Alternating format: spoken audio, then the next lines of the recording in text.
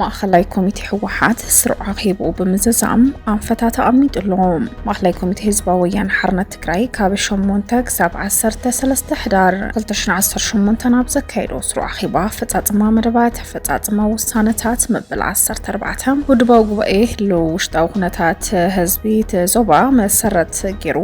ዓሚቑ ዘተ ብምክያድ ቀጸልቲ ኣንፈታት ቃልሲ ብምንጻር ስሩዕ ኣኺቡ ዛዚሙ ከም ዘሎ ኣፍሊጡ። ብመሰረት እዚ ኣፈጻጽማ መደባት መሰረት ብምክባር በዝርዝር ዝገምገመ ማእኸላይ ኮሚቴ ውድብ ሕወሓት ዛጊድ ዝተሰርሑ ዓበይቲ ፖለቲካዊ ስራሕቲ ተጠናኺሮም ክቐጽሉ ከም ዝግባእ ኣቐሚጡ።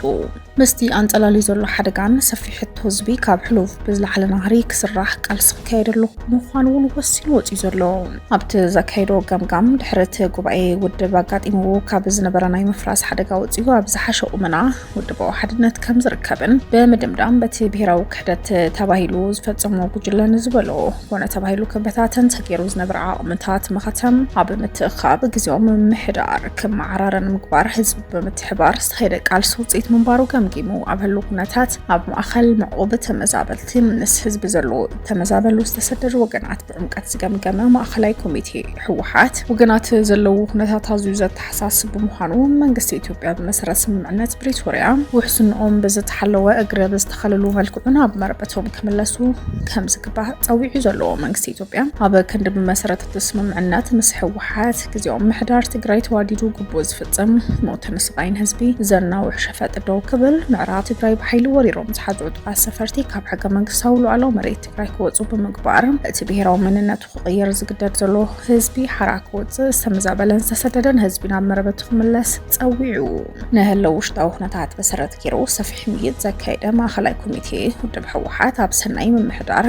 መሬት ማዕድን ኣዋህባ ግልጋሎት ፍትሒ ዘሎ ሰፊሕ ፀገም ንምፍታሕ ምስ ግዚኦም ምሕዳር ብምውዳድ ብዝለዓለ ትኩረት ክሰርሐሉ ከም ዝግባእ ገምጊሙ ዘሎ ብፍላይ ኣዝዩ ፀገም ኮይኑ ዘሎ ግዕዜና ብልሹና ኣሰራርሓ ኣመልኪቱ ብስፍሓት ዝገምገመ እንትኸውን ሕብረተሰብ ዘሳተፈ ቃልሲ ክገብር ኣንፈት ኣቐሚጡ ኣብ ቀጻሊ ዓቕሚ ትግራይ ብዘገናዘበ መልክዑ ካብ ህዝቢ ዝለዓሉ ሕቶታት ንምምላስ ዘኽእሉ ስራሕቲ ክሰርሑ መናእሰይ ደቂ ኣንስትዮ ስድራ ስዋኣት ጉድኣት ኣካል ደገፍ ዘድልዮም ወገናት ትኩረት ክገብር ድማ ርብርብ ካካይድ ምዃኑን ኣንፈት ኣቐሚጡ ዘሎ። ኣብ ናይ ሕወይቲ ስራሕት መሰረት ምግባር ድማ ምህርቲ ሕርሻ ዝዓመት ብኣግባብ ክእከብ ናይ መስኖ ስራሕቲ ቀልጢፉ ክጅመር ከም ዘለዎ ብምርዳእ ኣብ ከተማታት ንመናእሰይ ዕድል ስራሕ ከጣዕም ስርዓት ንግዲ መልክዕ ክሕዝ ከምኡውን ዝረአ ዘሎ ፀገም ፀጥታ ህዝቢ ብከባቢኡን ብውዳበታቱን ኣቢሉ ብስፍሓት ክሳተፍ ብምግባር ዝፍፀሙ ገበናት ምስ ኣካላት ፀጥታ ተዋዲዱ ካብ ምንጮም ንምንቃፅ ርብርብ ካካይድ ኣቐሚጡ ኣሎ። ማእኸላይ ኮሚቴ ውድብ ሕወሓት ዘተየሉ ካልእ ዛዕባ ድማ መንግስቲ ኢትዮጵያ ንስምምዕነት ፕሪቶርያ ብምጥሓስ ኣብ ልዕሊ ትግራይ ዝፍጸም ዘሎ ተግባር ኮይኑ መንግስቲ ኢትዮጵያ ነቲ ስምምዕነት ብምጥሓስ ዕጡቃት ብምውዳብ ብምዕጣቕን ኩናት ካብ ምፅሕታር ሓሊፉ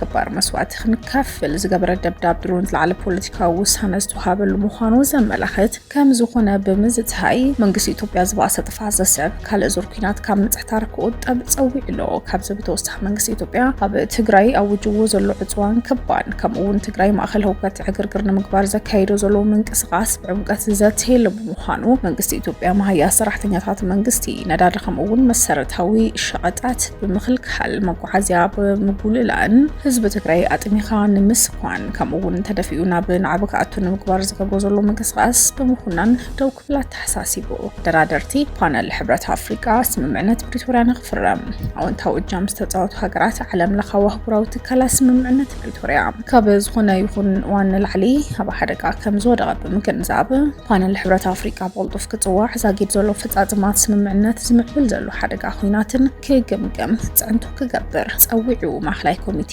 ውድብ ሕወሓት ኣብ ህልው ዞባዊ ምዕባለታት እውን ሰፊሕ ምይጥ ዘካየደ ኮይኑ ማሕበረሰብ ዓለም ነታ ኣብ ዞባ በንቢኑ ዘሎ ደበና ኩናት ኣማዕድዩ ክሪኦ ከም ዘይግባእን ሳዕቤኑ ድማ ኣብዚ ዞባ ዝውሰን ስለ ዘይኮነ ብኣግኡ ንምእላይ ግቡእ ፀጥ ክገብር ፀዊዑ ኣሎ። ኣብ መወዳእታ ኣብ ህዝቢ ዝረኣዩ ዘለዉ ፀገማት ሕቶታት ህዝቢ ብብርኪ ተኣፋፍነቶም ተነፂሮም እቶም ቅልጡፍ ፍታሕ ዝጠልቡ ቀዳምነት ብምሃብ ክስራሕ ሕልዋት ድሕነት ህዝቢ ትግራይ ውሕስ ንምግባር ምስ ዓቕምታት መኸተት ትግራይ ብምውዳድ ክሰርሕን ኣንፈታት ብምቕማጥ ስሩዕ ኣኺቡ ድማ ዛዚሙ ዘሎ ህዝባዊ ወያነ ሓርነት ትግራይ